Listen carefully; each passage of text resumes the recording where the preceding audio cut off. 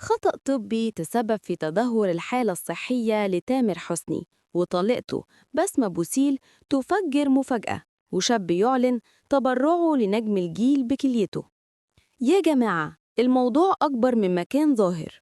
بسمة بوسيل طلعت لأول مرة واتكلمت بصراحة عن سبب الأزمة الصحية اللي مر بيها تامر حسني، وقالت إن تامر من فترة تعب شوية وراح لأطباء هنا في مصر، وهناك قالوله إن مفيش أي خطر وإن الورم اللي عنده على الكلية صغير ومش مقلق.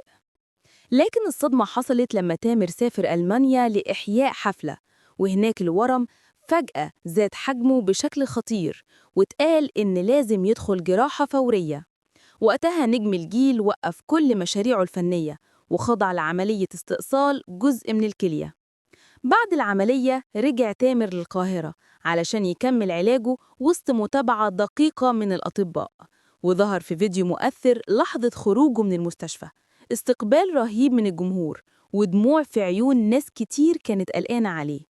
وفي وسط حالة القلق ظهر شاب بعت رسالة وقال فيها: أنا مستعد أتبرع بكليتي لتامر، ولو محتاج الكليتين أفديه بروحي.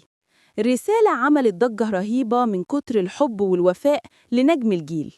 الصحفي هاني عزب نفسه زار تامر النهاردة وخرج يطمن الجمهور وقال: مفيش أي تدهور ولا مضاعفات، وتامر بيكمل علاجه في مصر بثقة كاملة في الأطباء المصريين.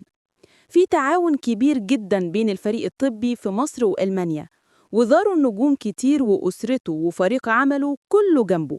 وتامر لغى كل حفلاته الفترة دي وقرر إن أول حفلة بعد عودته تكون حفلة خيرية يوم 20 ديسمبر في القاهرة.